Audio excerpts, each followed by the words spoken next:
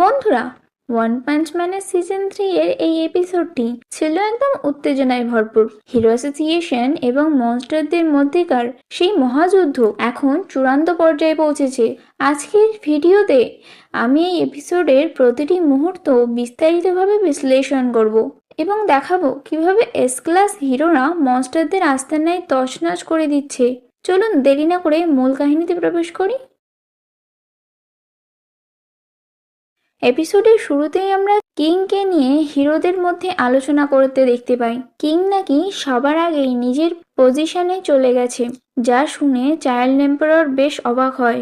King এর এই সাহসিকতা দেখে সবাই ভাবছে সে হয়তো একাই বড় কোনো মনস্টারকে শেষ করতে এগিয়ে গেছে, কিন্তু আমরা যারা কিং এর আসল সত্যি জানি তারা বুঝতে পারছি আড়ালে আসলে কি ঘটছে। তবে অন্য হিরোদের কাছে কিং এখন একটি বড় অনুপ্রেরণা। চাইল্ড এম্পারর ভাবছিল কেন কিং তাকে সরাসরি কিছু না বলে চলে গেল। সে নিজেকে কিছুটা ছোট মনে করতে শুরু করে এবং ভাবে কিং হয়তো তাকে এখনো বাচ্চা মনে করে গুরুত্ব দিচ্ছে না।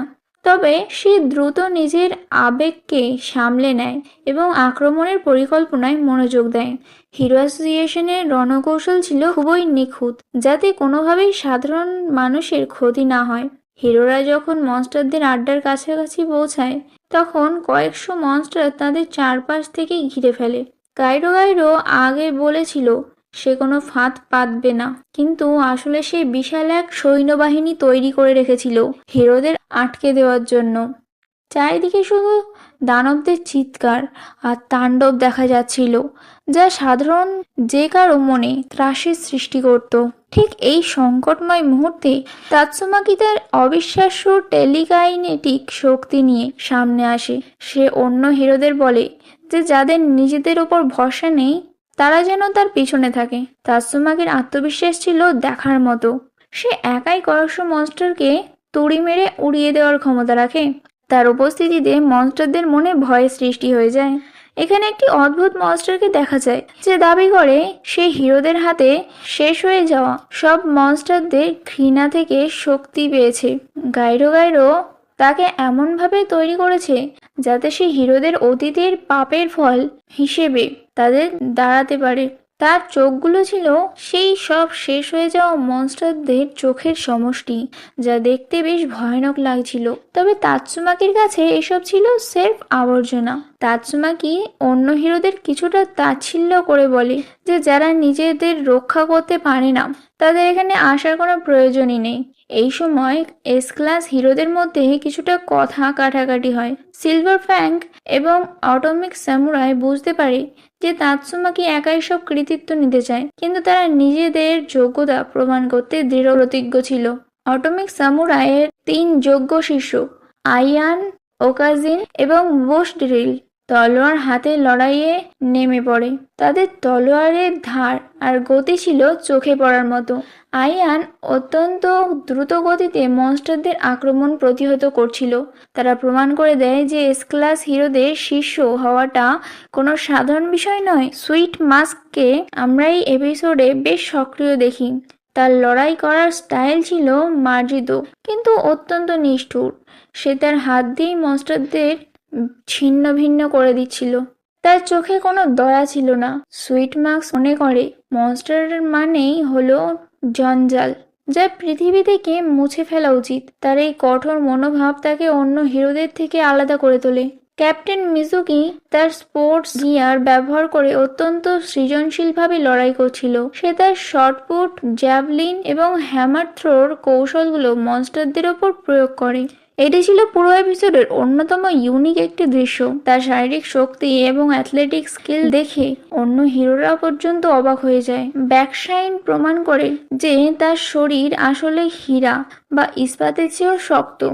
মনস্টাররা যখন তাকে কামড় দেওয়ার বা আঘাত করার চেষ্টা করছিল তখন তাদের নিজেদের দাঁতই ভেঙে যাচ্ছিল। ব্যাকশাইন শুধু তার শরীরে ধাক্কা দিয়েই দানবদের গুড়িয়ে দিচ্ছিল। তার মতে কঠোর পরিশ্রম আর নিয়মিত ট্রেনিং এর মাধ্যমে যে কোনো লক্ষ্য অর্জন করা সম্ভব। হিরোরা যখন একের পর এক মনস্টারদের হারিয়ে দিচ্ছিল তখন তাদের মনে একটি সন্দেহ জাগে, দানবগুলো কেন এত সহজে হার মানছে। অটোমিক সামুরাই আর চাইল্ড এম্পারার বুঝতে পারে যে মনস্টাররা হয়তো তাদের ক্লান্ত করে দেওয়ার জন্য এই দুর্বল দলটিকে পাঠিয়েছে, যাতে মূল যুদ্ধের সময় হিরোরা তাদের পূর্ণ শক্তি ব্যবহার করতে না পারে। জাইনিয়ার নামের এক মনস্টার নিজেকে বারবার পরিবর্তন করছিল। সে দাবি করে যে তার বিবর্তন এখনো থামেনি এবং যুদ্ধের মাঝেই সে আরো শক্তিশালী হয়ে উঠেছে। সে ভেবেছিল সে হয়তো অটোমিক সামুরাইকে হারিয়ে দিতে পারবে, কিন্তু সে জানতো না যে একজন মাস্টার সোয়ার্ডম্যানের সামনে তার এই বিবর্তন কোনো কাজেই আসবে না। অটোমিক সামুরাই যখন তার তলোয়ার বের করে তখন সবকিছু এক মুহূর্তের জন্য স্থির হয়ে যায়। তার বিখ্যাত অটোমিক স্ল্যাশ দিয়ে সে জাইনিয়ারকে মুহূর্তের মধ্যে কয়েকশো টুকরো করে দেয়। জাইনিয়ার টেরেও পায় না কখন সে শেষ হয়ে যায়। অটোমিক সামুরাইয়ের এই পারফরমেন্স ছিল এপিসোডের অন্যতম সেরা একটি মুহূর্ত। ফ্ল্যাশ তার নামের মতোই বিদ্যুতের গতিতে লড়াই করে। সে তার তলোয়ারের এক ঝটকায় বিশাল এক মনস্টার বাহিনীকে শেষ করে দেয়। কেউ তার গতিশক্তি অনুসরণ করতে পারছিল না। তার এই অহংকারী কিন্তু কার্যকর লড়াই করার পদ্ধতি ভক্তদের খুব প্রিয়। সে মনে করে গতির কাছে শক্তির কোনো দাম নেই। পুরোপুরি প্রিজনারকে দেখা যায় তার অ্যাঞ্জেল স্টাইলে লড়াই করতে। সে মনস্টারদের জড়িয়ে ধরে তাদের অবস্থা খারাপ করে দিচ্ছিল। তার এই বিচিত্র লড়াইয়ের ধরন দেখে মনস্টাররা পর্যন্ত ঘাবড়ে যায়। তবে তার শারীরিক ক্ষমতা নিয়ে কোনো প্রশ্ন করার উপায় নেই, কারণ সে খালি হাতেই বড় বড় পাথরের দেয়াল ভেঙে ফেলছিল। ভিতরে বসে গাইরো সবকিছু সিসিটিভি ক্যামেরার মাধ্যমে পর্যবেক্ষণ করছিল। সে প্রত্যেক হিরোর শক্তি আর দুর্বলতা নোট করছিল, যাতে মূল হিরোদের হারানোর জন্য সঠিক মনস্টারদের পাঠানো যায়। তার এই ঠান্ডা মাথার পরিকল্পনা হিরোদের জন্য ভবিষ্যতে বড় বিপদ ডেকে আনতে পারে। মনস্টার কিং ওরোচি তখনও তার সিংহাসনে বসেছিল। তার বিশাল শরীর আর ভয়াবহ চেহারা দেখে বোঝা যাচ্ছিল যে সে কতটা শক্তিশালী। জাদুকর গাইরো তাকে সব আপডেট দিচ্ছিল। ওরোচি শুধু দেখার অপেক্ষায় ছিল যে কোন হিরো তার সামনে পর্যন্ত পৌঁছতে পারে। তার এই নিরাপত্তা ছিল ঝড়ের আগের নিস্তব্ধতার মতো। এই এপিসোডে সাইতামাকে খুব একটা অ্যাকশনে দেখা না গেলেও তার অস্তিত্ব সবসময় অনুভূত হচ্ছিল। সে হয়তো মাটির নিচে দিয়ে কোনো শর্টকাট খুঁজছে বা সস্তায় কেনাকাটা করার কথা ভাবছে, কিন্তু ভক্তরা জানে যখন পরিস্থিতি হিরোদের নিয়ন্ত্রণের বাইরে চলে যাবে তখনই এই টাক মাথার হিরো এসে সব এক ঘুষিতে শেষ করে দেবে। চাইল্ড এম্পায়ার অর্থাৎ ছোট রোবটগুলো পাঠিয়ে মনস্টারদের আস্তানায় 3D ম্যাপ তৈরি করে ফেলে। সে বুঝতে পারে জিমি শিশুটিকে ঠিক কোথায় রাখা হয়েছে। এই বুদ্ধিমত্তা হিরোদের অভিযানে অনেক বড় সুবিধা করে দেয়। তার ছোট বয়সের এই পরিপক্কতা সত্যিই প্রশংসার দাবি রাখে। যখন দেখা গেল হিরোদের হারানো সম্ভব নয়, তখন অনেক ছোট ছোট মনস্টার ভয়ে পালাতে শুরু করে। তারা বুঝতে পারে যে হিরো অ্যাসোসিয়েশন এবার কোনো দয়া দেখাবে না, কিন্তু পালানোর উপায়ও ছিল না, কারণ হিরোরা চারপাশ দিয়ে তাদের ঘিরে ফেলেছিল। দানবদের এই অসহায় অবস্থা আগে কখনো দেখা যায়নি। যারা লড়াই ছেড়ে পালিয়ে আসছিল, ওরোচি তাদের কোনো ক্ষমা করেনি। সে তার লম্বা ড্রাগন আকৃতির হাত দিয়ে নিজের সৈন্যদেরই শেষ করে ফেলে। ওরোচির মতে যারা কাপুরুষ তাদের বেঁচে থাকার কোনো অধিকার নেই। এই দৃশ্যটি দেখায় যে মনস্টার অ্যাসোসিয়েশনের মধ্যে কতটা নিষ্ঠুরতা বিরাজ করছে। এস ক্লাস হিরোরা একে একে মনস্টারদের হেডকোয়ার্টারের গভীরে প্রবেশ করতে শুরু করে। তারা জানে যে সামনে আরো বড় বিপদ আছে, কিন্তু তারা ভয় পায় না। তাদের লক্ষ্য এখন একটাই, মনস্টার অ্যাসোসিয়েশনকে চিরতরে মুছে ফেলা। এপিসোডের শেষে আমরা দেখি হিরোরা চূড়ান্ত লড়াইয়ের জন্য প্রস্তুত। তারা এখন মাটির গভীরে সেই জায়গায় পৌঁছে গেছে যেখান থেকে আর ফেরার পথ নেই। আগামী এপিসোডগুলোতে আমরা হয়তো দেখব এস ক্লাস হিরো বনাম মনস্টার ক্যাডারদের সেই ঐতিহাসিক লড়াই। বন্ধুরা, আপনাদের প্রিয় হিরো কে? এই এপিসোডটি আপনাদের কেমন লেগেছে কমেন্ট করে অবশ্যই জানাবেন। আজকের জন্য এখানেই বিদায় নিচ্ছি। শীঘ্রই ফিরছি পরবর্তী কোনো রোমাঞ্চকর এপিসোড নিয়ে। এপিসোডের শুরুতেই আমরা কিংকে নিয়ে হিরোদের মধ্যে আলোচনা করতে দেখতে পাই। কিং নাকি সবার আগেই নিজের পজিশনে চলে গেছে, যা শুনে চাইল্ড এম্পারার বেশ অবাক হয়। কিং এর এই সাহসিকতা দেখে সবাই ভাবছে সে হয়তো একাই বড় কোনো মনস্টারকে শেষ করতে এগিয়ে গেছে, কিন্তু আমরা যারা কিং এর আসল সত্যি জানি তারা বুঝতে পারছি আড়ালে আসলে কি ঘটছে। তবে অন্য হিরোদের কাছে কিং এখন একটি বড় অনুপ্রেরণা। চাইল্ড এম্পায়ার ভাবছিল কেন কিং তাকে সরাসরি কিছু না বলে চলে গেল। সে নিজেকে কিছুটা ছোট মনে করতে শুরু করে এবং ভাবে কিং হয়তো তাকে এখনো বাচ্চা মনে করে গুরুত্ব দিচ্ছে না। তবে সে দ্রুত নিজের আবেগকে সামলে নেয় এবং আক্রমণের পরিকল্পনায় মনোযোগ দেয়। হিরো অ্যাসোসিয়েশনের রণকৌশল ছিল খুবই নিখুঁত, যাতে কোনোভাবেই সাধারণ মানুষের ক্ষতি না হয়। হিরোরা যখন মনস্টারদের আড্ডার কাছাকাছি পৌঁছায় তখন কয়েকশো মনস্টার তাদের চারপাশ থেকে ঘিরে ফেলে। গাইরো গাইরো আগে বলেছিল সে কোনো ফাঁদ পাতবে না, কিন্তু আসলে সে বিশাল এক সৈন্যবাহিনী তৈরি করে রেখেছিল হিরোদের আটকে দেওয়ার জন্য। চারিদিকে শুধু দানবদের চিৎকার আর তাণ্ডব দেখা যাচ্ছিল, যা সাধারণ যে কারো মনে ত্রাসের সৃষ্টি করত। ঠিক এই সংকটময় মুহূর্তে তাৎসুমাকি তার অবিশ্বাস্য টেলিকাইনেটিক শক্তি নিয়ে সামনে আসে। সে অন্য হিরোদের বলে যে যাদের নিজেদের ওপর ভরসা নেই তারা যেন তার পিছনে থাকে। তাৎসুমাকির আত্মবিশ্বাস ছিল দেখার মতো। সে একাই কয়েকশো মনস্টারকে তুড়ি মেরে উড়িয়ে দেওয়ার ক্ষমতা রাখে। তার উপস্থিতিতে মনস্টারদের মনে ভয়ের সৃষ্টি হয়ে যায়। এখানে একটি অদ্ভুত মনস্টারকে দেখা যায় যে দাবি করে সে হিরোদের হাতে শেষ হয়ে যাওয়া সব মনস্টারদের ঘৃণা থেকে শক্তি পেয়েছে। গাইরো গাইরো তাকে এমনভাবে তৈরি করেছে যাতে সে হিরোদের অতীতের পাপের ফল হিসেবে তাদের দাঁড়াতে পারে। তার চোখগুলো ছিল সেই সব শেষ হয়ে যাওয়া মনস্টারদের চোখের সমষ্টি, যা দেখতে বেশ ভয়ানক লাগছিল। তবে তাৎসুমাকির কাছে এসব ছিল সেরফ আবর্জনা।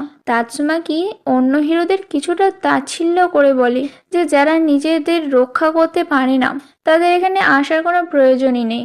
এই সময় এস ক্লাস হিরোদের মধ্যে কিছুটা কথা কাটাকাটি হয়। সিলভার ফ্যাঙ্ক এবং অটোমিক স্যামুরাই বুঝতে পারে যে তাৎসুমাকি একাই সব কৃতিত্ব নিতে চায়, কিন্তু তারা নিজেদের যোগ্যতা প্রমাণ করতে দৃঢ় প্রতিজ্ঞ ছিল। অটোমিক সামুরাইয়ের 3 যোগ্য শিষ্য আয়ান, ওকাজিন এবং বোস্টড্রিল তলোয়ার হাতে লড়াইয়ে নেমে পড়ে। তাদের তলোয়ারের ধার আর গতি ছিল চোখে পড়ার মতো। আয়ান অত্যন্ত দ্রুত গতিতে মনস্টারদের আক্রমণ প্রতিহত করছিল। তারা প্রমাণ করে দেয় যে এস ক্লাস হিরোদের শিষ্য হওয়াটা কোনো সাধারণ বিষয় নয়। সুইট মাস্ককে আমরা এই এপিসোডে বেশ সক্রিয় দেখি। তার লড়াই করার স্টাইল ছিল মার্জিত কিন্তু অত্যন্ত নিষ্ঠুর। সে তার হাত দিয়েই মনস্টারদের ছিন্ন ভিন্ন করে দিচ্ছিল। তার চোখে কোনো দয়া ছিল না। সুইট মাস্ক মনে করে মনস্টার মানেই হলো জঞ্জাল, যা পৃথিবী থেকে মুছে ফেলা উচিত। তার এই কঠোর মনোভাব তাকে অন্য হিরোদের থেকে আলাদা করে তোলে। ক্যাপ্টেন মিজুকি তার স্পোর্টস গিয়ার ব্যবহার করে অত্যন্ত সৃজনশীলভাবে লড়াই করছিল। সে তার শর্টপুট, জ্যাভলিন এবং হ্যামার থ্রোর কৌশলগুলো মনস্টারদের ওপর প্রয়োগ করে। এটি ছিল পুরো এপিসোডের অন্যতম ইউনিক একটি দৃশ্য। তার শারীরিক শক্তি এবং অ্যাথলেটিক স্কিল দেখে অন্য হিরোরা পর্যন্ত অবাক হয়ে যায়। ব্যাকশাইন প্রমাণ করে যে তার শরীর আসলে হীরা বা ইস্পাতের চেয়েও শক্ত।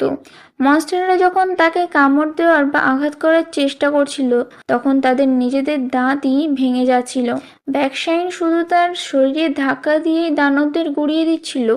তার মতে কঠোর পরিশ্রম আর নিয়মিত ট্রেনিং এর মাধ্যমে যে কোনো লক্ষ্য অর্জন করা সম্ভব। হিরোরা যখন একের পর এক মনস্টারদের হারিয়ে দিচ্ছিল তখন তাদের মনে একটি সন্দেহ জাগে, দানবগুলো কেন এত সহজে হার মানছে।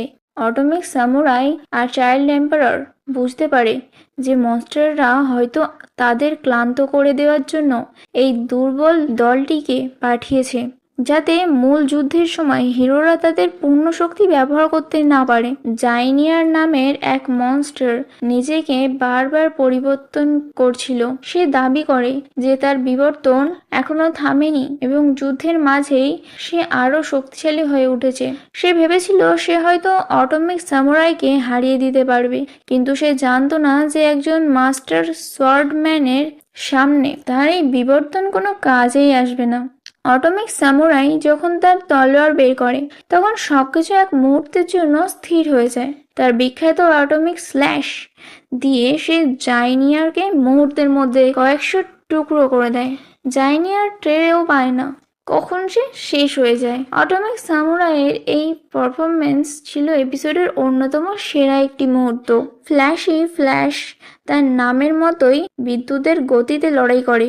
সে তার তলোয়ারের এক ঝটকায় বিশাল এক মনস্টার বাহিনীকে শেষ করে দেয়। কেউ তার গতিশক্তি অনুসরণ করতে পারছিল না। তার এই অহংকারী কিন্তু কার্যকর লড়াই করার পদ্ধতি ভক্তদের। এপিসোডের শুরুতেই আমরা কিংকে নিয়ে হিরোদের মধ্যে আলোচনা করতে দেখতে পাই। কিং নাকি সবার আগেই নিজের পজিশনে চলে গেছে, যা শুনে চাইল্ড এম্পারার বেশ অবাক হয়।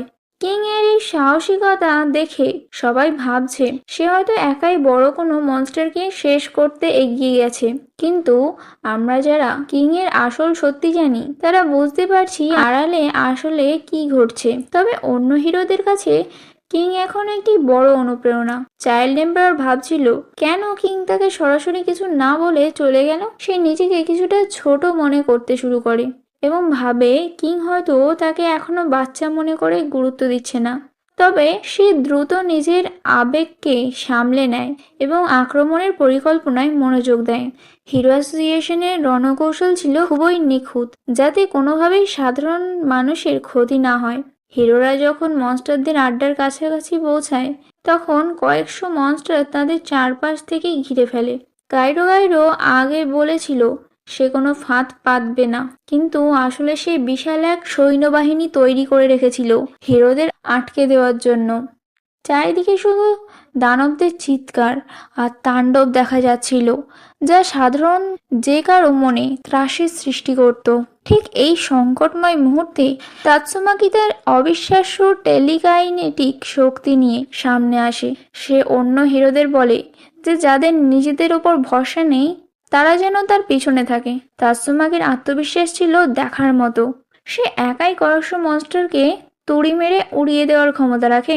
তার উপস্থিতিতে মনস্টারদের মনে ভয়ের সৃষ্টি হয়ে যায়।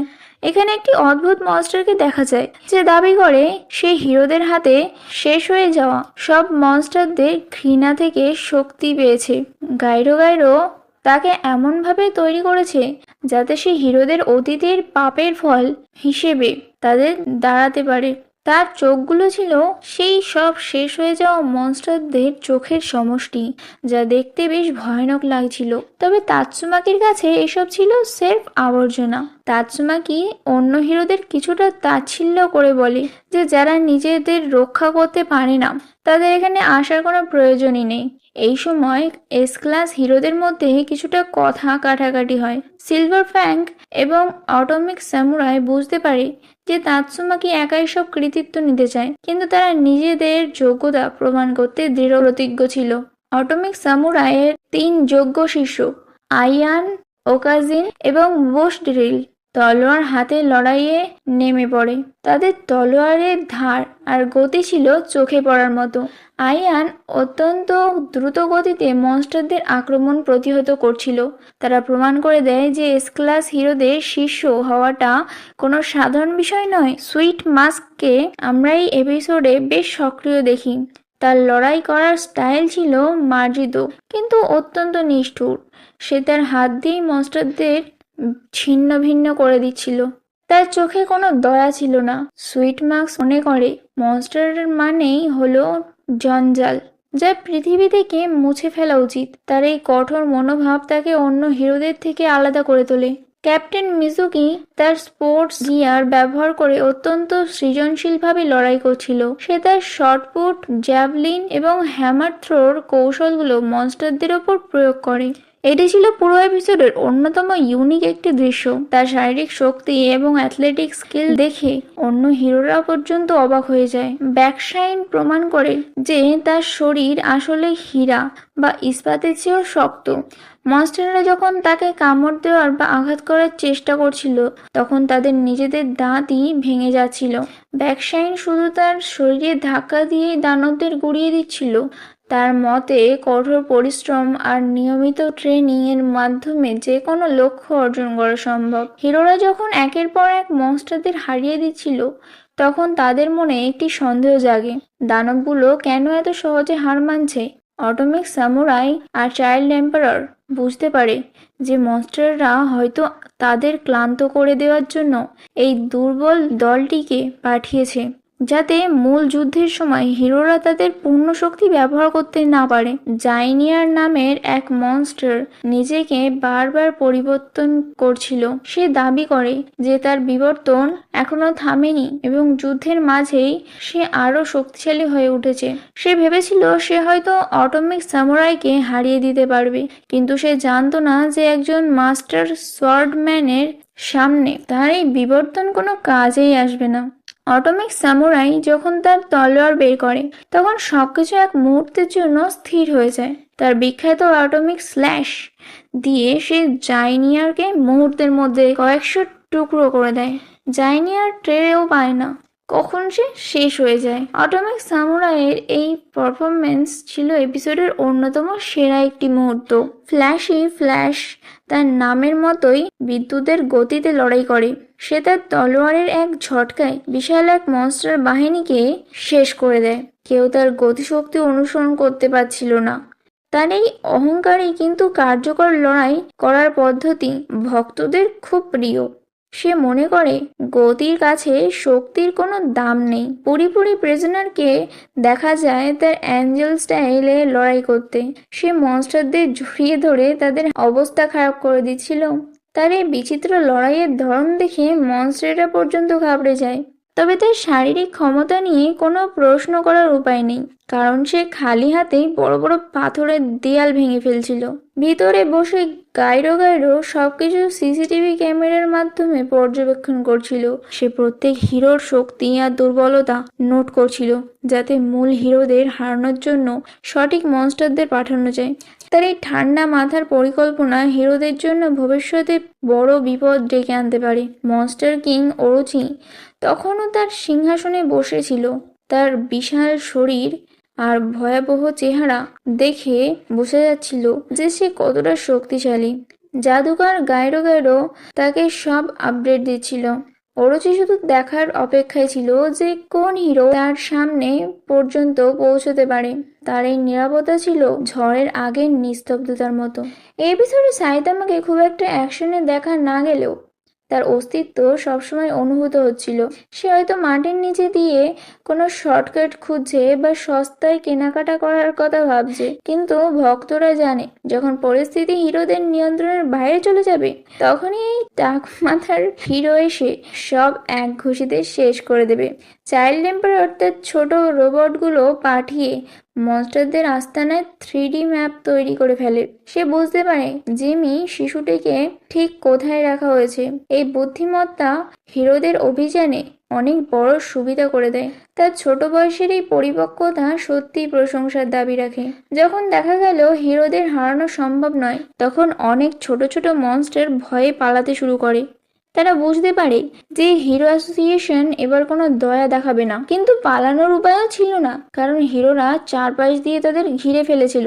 দানবদের এই অসহায় অবস্থা আগে কখনো দেখা যায়নি। যারা লড়াই ছেড়ে পালিয়ে আসছিল, ওরোচি তাদের কোনো ক্ষমা করেনি। সে তার লম্বা ড্রাগন আকৃতির হাত দিয়ে নিজের সৈন্যদেরই শেষ করে ফেলে। ওরোচির মতে যারা কাপুরুষ তাদের বেঁচে থাকার কোনো অধিকার নেই। এই দৃশ্যটি দেখায় যে মনস্টার অ্যাসোসিয়েশনের মধ্যে কতটা নিষ্ঠুরতা বিরাজ করছে। এস ক্লাস হিরোরা একে একে মনস্টারদের হেডকোয়ার্টারের গভীরে প্রবেশ করতে শুরু করে। তারা জানে যে সামনে আরো বড় বিপদ আছে, কিন্তু তারা ভয় পায় না। তাদের লক্ষ্য এখন একটাই, মনস্টার অ্যাসোসিয়েশনকে চিরতরে মুছে ফেলা। এপিসোডের শেষে আমরা দেখি হিরোরা চূড়ান্ত লড়াইয়ের জন্য প্রস্তুত। তারা এখন মাটির গভীরে সেই জায়গায় পৌঁছে গেছে যেখান থেকে আর ফেরার পথ নেই। আগামী এপিসোডগুলোতে আমরা হয়তো দেখব এস ক্লাস হিরো বনাম মনস্টার ক্যাডারদের সেই ঐতিহাসিক লড়াই। বন্ধুরা, আপনাদের প্রিয় হিরো কে? এই এপিসোডটি আপনাদের কেমন লেগেছে কমেন্ট করে অবশ্যই জানাবেন। আজকের জন্য এখানেই বিদায় নিচ্ছি। শীঘ্রই ফিরছি পরবর্তী কোনো রোমাঞ্চকর এপিসোড নিয়ে।